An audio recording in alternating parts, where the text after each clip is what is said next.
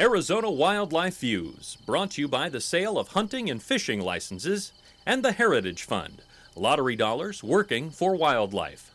Some projects made possible by the Sportfish and Wildlife Restoration Fund.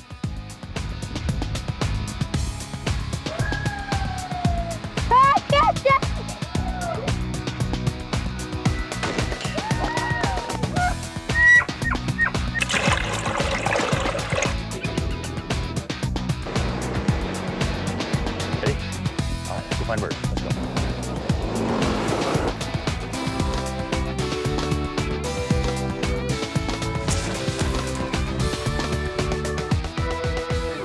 Welcome to our latest edition of Arizona Wildlife Views. I'm your host, Jim Harkin.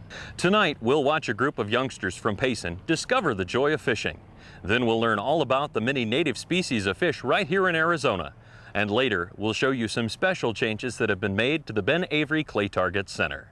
But first, I team up with my colleague Diane Howard as we bring you the excitement of the Cardboard Boat Regatta. Welcome, ladies and gentlemen, to the 9th annual Rotary River Rally Cardboard Boat Regatta. I'm your captain, Jim Harkin. And I'm Diane Howard. It's looking like a beautiful spring day here at Tempe Town Lake. The teams are all ready and raring to go. I think the best costume is going to have to go to the Roman soldiers. And they're off and rolling. Looks like Big Mouth Billy Bass gets an early lead. Uh-oh, Ace Asphalt's in trouble at the starting line. Nice pronunciation on Ace Asphalt, Diane. Didn't anyone tell them asphalt doesn't float? Well, it looks like Soggy City for those girls. Big Mouth Billy Bass is now trying a cornering maneuver. It looks like they did. They cut off Puff the Magic Dragon. They cut him off. Look at that. Whoa! Now, if they can just get around the buoy. Billy Bass is crewed by Girl Scout Troop 142. Earlier, we spoke to their troop leader, David Shorty Ruth. My crew is my Girl Scout troop, and I've got girls as young as 7 and as old as 11. And they're just a whole bunch of fun. It's kind of like herding cats sometimes, but they really enjoy it. My girls have a lot of spirit. They really kick butt. Are we allowed to say that on TV? Well, since you already did, this year celebrates the 9th annual Rotary River Rally Cardboard Boat Regatta. Tempe's Cardboard Regatta is an offshoot of the regatta created in 1974 by Richard Archer, a professor of art and design at Southern Illinois University, the home of the Salukis. He dreamed up a final exam for students in his freshman design class. Archer felt it would be a real test of students' creativity and three-dimensional design skills to build human-sized boats made only of cardboard. And as you see, more than 20 years later, it's still happening. Well, Jim, it looks like it might not be happening for the crew of Pokemon. They've managed to rip open the back corner. But they're rolling on, Diane. That's determination for you. Or a strong desire not to get wet. Since its inception in 2000, Rotarians have raised over $65,000 through this charity event. The Billy Bass boat we saw earlier is sponsored by the Arizona Game and Fish Department's Urban Fishing Program. I think that explains the design.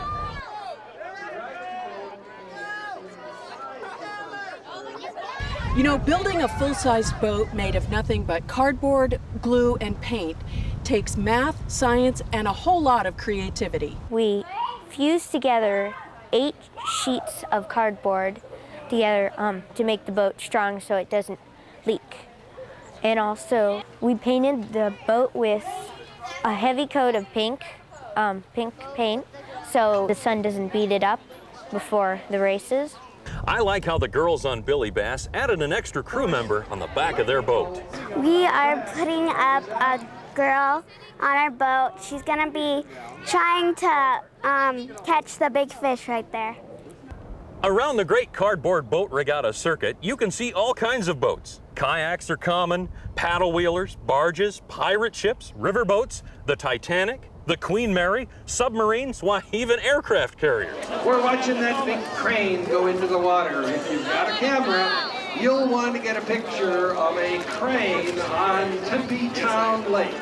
But we've also seen pickup trucks and exotic automobiles, tacos and other foods, islands, dragons and sea monsters, and much, much more, all made of cardboard, of course. Well, and don't forget my personal favorite, the floating outhouse. That figures. The majority of the fun is planning the boat and preparing it, putting it together, talking about concepts, then building it, and then painting it. And it's a big group thing. You have all kinds of pizza parties during the process, and then the race is only a few minutes long, like 5 minutes tops. But it's a lot of fun. And the thing is that if your boat goes out there and sinks, it's just as fun as if you won or even just finished. And plenty of them sink, but the kids seem to take it in good stride. We sunk last year, so I'm hoping we don't sink this year. Well, it looks like Pokemon's going to Davy Jones' locker. But at least they have smiles on their faces. Oh, look out, Diane. There's going to be another collision. Oh, so close. But good to see they have rescuers in the water. Yeah, Diane, they're from AZ Desert Paddlers and All Wet Scuba. Safety around the water is always a high priority, and absolutely no one was allowed in a boat without a PFD or personal flotation device. And another rule, no motors allowed. And that means a lot of manpower. Girl power. We all row, so we go really fast, and then Morgan's gonna be at the back, and she's gonna have this big oar. She's gonna be rowing, so she's gonna steer us. So we all go forward, and we'll go pretty fast, I think. Well, fast is more of a relative term. I think control is more important than speed in this case. What exactly does the winner get? If you win the race, you get a trophy. Then you get prestige and glory, and you become famous amongst a very, very small group of people. But they are a fun group of people. And that does it for the first heat of this boat regatta. As always, it's been fun, Jim. Let's check out some more sights and sounds before we send it back to the control room. Bye-bye.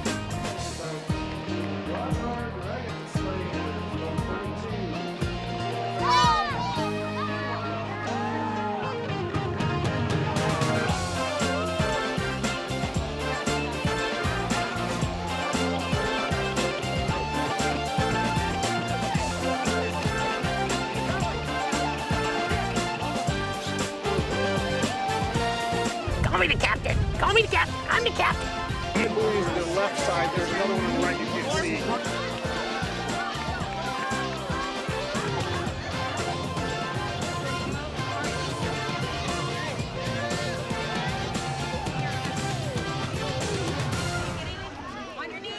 Bye-bye. As you can tell, Diane and I really had a good time with that story. Girl Scout Troop 142 came in third out of 22 in their class that day. Not only did they have a lot of fun, but they learned some boating and water safety in the process. Next, we go up to Payson, where we learn that skipping school to go fishing isn't necessarily a bad thing. What better way is there to spend a Friday morning than going fishing? Getting out of school on Friday morning and going fishing would be the answer. These fifth graders from Payson are enjoying a day on Green Valley Lakes thanks to the Arizona Game and Fish Department's urban fishing program. This will be the second annual event. It'll occur every year. What we do is we get user groups or wildlife groups, angling groups, and local businesses to contribute to stocking and volunteering for this event. We put it on for all the kids around the communities, and it's 3 hours of fun fishing. And prior to this, we usually do a classroom presentation for introduction into fisheries and why we manage for fish, how we manage for fish, and ways to fish. After completing the classroom instruction, the kids are ready to get their rods and reels and hit the lakes. All of the equipment, bait, and instruction is provided free of charge. We have volunteers here that are going to go with you guys. You're allowed to fish on this lake and that lake over there. They're going to assist in helping you guys in any manner that you need, okay? They got all the bait. Yeah, it's a big one. Yeah, put it through there, run it through. All right, put your bait back away. Whoops. That one might Yeah. be kind of Okay. All right, here you go. Go straight out, throw it out toward those ducks out that way, okay? Okay. All righty. I'm volunteering my time and energy to help these fifth graders learn to fish, have be future fishermen. because I had the opportunity at a young age to learn how to fish, and I love it. I do it a lot. They're having a lot of fun. A couple of them are really into it. One youngster who was really into it was Michael Moody. Beautiful day to go fishing. Even though this was only the second time that Michael has tried his hand at fishing, he already had some good advice for would-be anglers. Oh gosh, there's a lot of tangles, and especially when a lot of people are fishing, so I recommend you fish where there's not a lot of people. I'll remember that. Okay. Thank you. Besides the tangle of fishing lines, the pressure of being on television was also affecting Michael's ability to cast his line. This is a good cast, probably.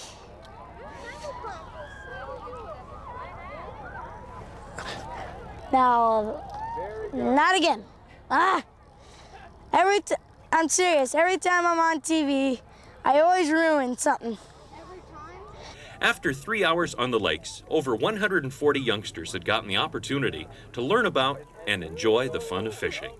See how this Cameron has the rod's got a little hook on the bottom of it that's made just for your finger, so you can grab it almost like it's got like the handle's made for it. Then you put your thumb right on that button and press it down and keep it pressed down. And then bring your rod tip slowly straight back over your head, and right when you cast forward, you let your thumb go, and that'll let the line go out. Perfect. And then you just give it about a half a reel to make sure that the line is caught on the reel hook in there, and then you just watch your bobber. The fifth graders proved to be fast learners, and soon they were catching a lot of fish. Each child was allowed to take 2 trout home for dinner, but bass and other species were released so they could be caught again on another day. Not bad, not bad. Rainbow trout. About how heavy is it? Oh, 20 pounds? It's pretty cool.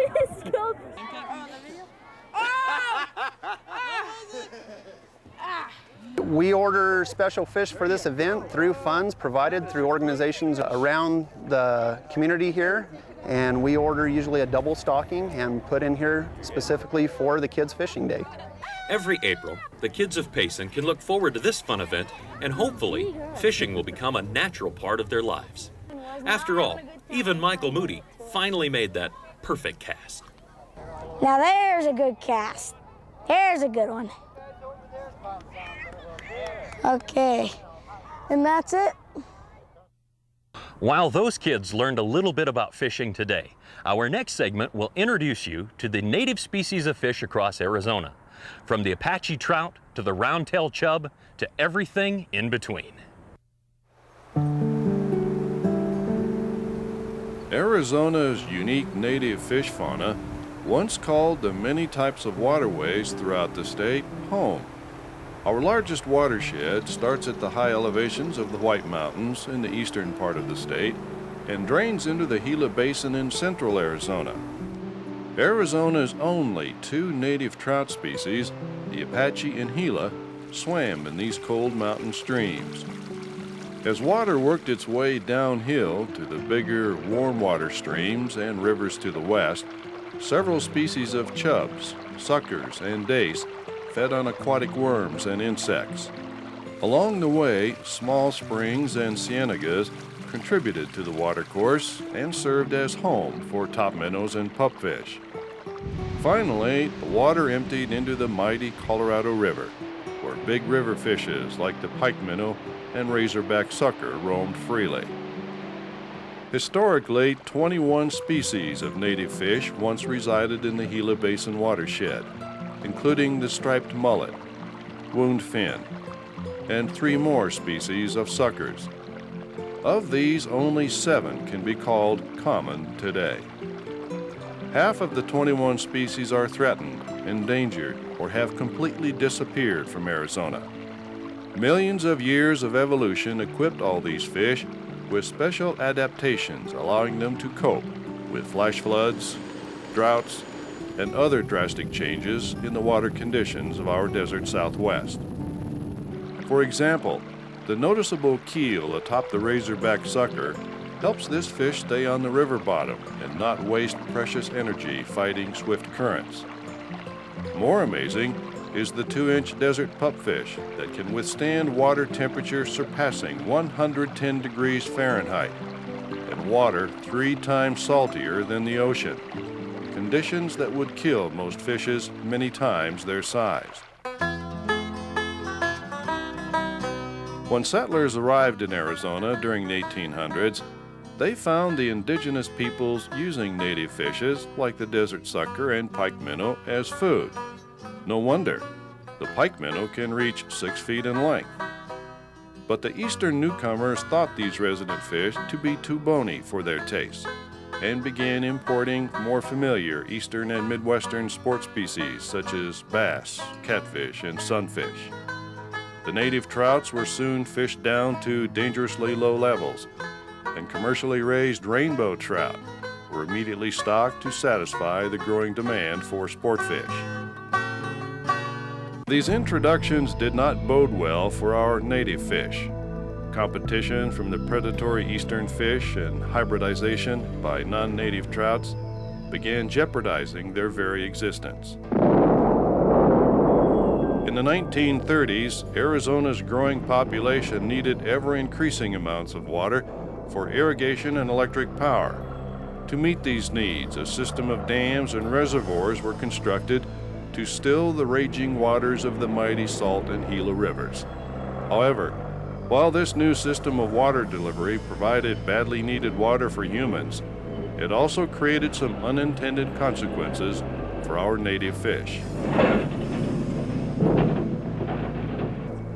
Water releases below the dams transformed the formerly warm and silt-laden rivers of old into cold, clear waters. Dams were now barriers to upstream spawning migrations of chubs, pike minnows, and razorback suckers. Native fishes, which developed over millennia to Arizona's precocious waters, could not adapt to these rapid changes in their watery world. Presently, of Arizona's 35 native fish species, more than half are on the federal endangered species list.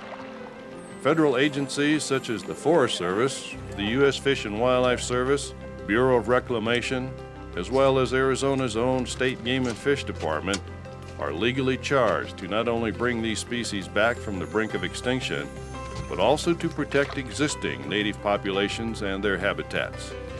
Why bother? Of what value are these fish if few can be eaten? Answers lie in the practical and aesthetic side of preserving our native fish heritage. Long before the exotic mosquito fish was brought to Arizona, the Gila top minnow and desert pupfish were dining on mosquito larvae in the seeps, cienagas, and standing waters throughout the lowlands of the Gila Basin. Top minnow, true to their name, swim near the surface of the water in almost constant exposure to the sun's harmful rays, but with no apparent physical problems. Medical researchers have been interested in these fish, trying to discover the secret of adaptations that allow them to avoid skin cancer. Other native fish also serve as a model to medical research. Because of their unique adaptations to deal with high temperatures and salinity, desert pupfish have been the target of scientists looking for answers to human kidney function and disease. Even more surprising is the razorback sucker, which boasts such a diverse gene makeup that geneticists consider it an ideal candidate in learning more about mapping and identifying human genetic problems. In search of a lifetime catch, anglers have helped with the recovery of the Apache trout in eastern Arizona. Its relative, the Gila trout, is close behind in this recovery process, with new introductions in the Verde and upper Gila drainage. To say that you've caught a trout so unique that it is found in only a dozen streams in eastern Arizona or western New Mexico and nowhere else in the world is an angler's dream. As with all biological entities, our native fish play an important part in the balance of our ecological systems. They are a necessary component to the web of life within a stream, river, or spring. Several of Arizona's other natives, such as the river otter, great blue heron, and other fish-eating birds, are dependent upon fish not only for year-round food, but also for critical food supply at specific times of the year. The spring nesting southwest bald eagle, for example, has timed its reproductive cycle to coincide with native sucker spawning aggregations in the Salt River. As the state's wildlife agency, the Arizona Game and Fish Department leads the way to native fish recovery and habitat enhancement. Stocking adult fish into historic waters has helped the razorback and pike minnow expand their range in the Verde River. Habitat enhancement for natives not only help the fish concerned, but all forms of wildlife dependent upon aquatic systems. Trees planted to shade the creek from solar radiation also provide riparian bird species with a home.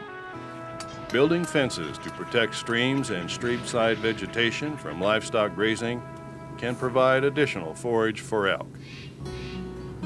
By saving our native fishes today, we're making them available to our children tomorrow. You're gonna make a fish. Through education, kids now learn about the unique place these fishes hold as part of Arizona's wildlife. The spots help him survive by... They can see firsthand how fish and wildlife depend on aquatic ecosystems. We are all stewards of Arizona's fish and wildlife resources. Our native fish of the Gila Basin provide the diversity that all ecosystems need for a healthy web of life. They are our link to the past, but they also serve as our legacy to future generations. Will we prove to be wise stewards of these resources?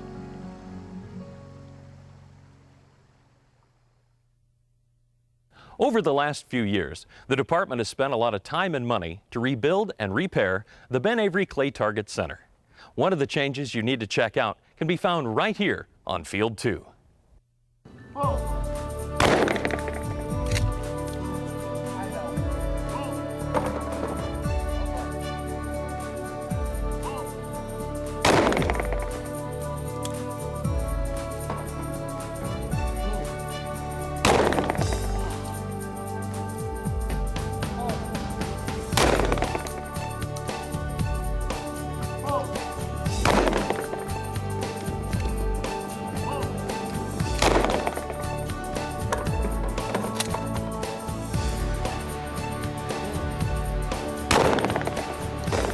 Notice what all these people are excited about? Keith Newby explains this unusual design. Well, when we took the facility over 16 months ago, a lot of the fields had been here since the 60s, and they were in pretty bad shape, this one being the worst. We came down and looked at this field, and the concrete was broken and buckled, and the whole thing was going to have to be demolitioned out. And as long as the entire field had to be demolished, the department chose a unique design that allows for more access and maneuverability than traditional sidewalk-style fields found at most Clay Target facilities. Looking at where it's located on the west end of the facility, our RV park's going right across the road here. So we came with the idea, well, we'll make this an ADA accessible field. And then we can put some RV spaces in across the road there that are also ADA accessible. When it comes to all things accessible, Jerry Dalrymple is our go-to guy. Jerry is the Disability Services Manager and the ADA Coordinator for U.S. Airway Center and Chase Field. I think it's pretty nice. I'm real impressed. I don't shoot trap much anymore. I used to shoot, but it's been a long time, but it was always a real struggle to get from one part to the other. This is nice. The first improvement at Field 2 is evident even before the shooters get on the field. Well, one, they've got some decent parking where you can actually get out in your chair and get onto the range, but then the fact that it's all concrete, you can get to and from things without having to worry about running off the little narrow sidewalks and stuff that they typically have for trap and skeet ranges. Initial designs were tried and discarded for various reasons. When Keith was designing this field, we were going to make I think the trap lanes 5 foot. Well, we found out we couldn't do that. That would be wrong. Well, in investigating the trap lanes and looking at the rules and regulations, that would have been an illegal field. They can only be 3 foot wide, and that really wouldn't have been a friendly thing to do to people that are in a wheelchair. So we just decided to make the whole field all solid concrete. We used colored concrete to distinguish the lanes from the rest of the field. It's kind of a rose color. We used a brown color for the skeet squares, and we've made this a trap and skeet combination field. And it's all fully ADA accessible. And anyone can use the field, but they can wheel anywhere they want to with ease. And as Jerry worded it to me, they can feel welcome. And that was our whole goal here, is to make sure that when they come out and shoot and practice, that they can feel welcome being here. I know it'll do a lot for a lot of people that like to shoot traps. There's Paralyzed Veterans has a regional tournament every year, and they've been always looking for facilities. I'm hoping they can get them to come out here now instead of going to some of the other facilities they've been going to that aren't near as accessible. We believe this may well be the first field of this design in the country. So Jerry, how did you do? One, and I think I only winged it.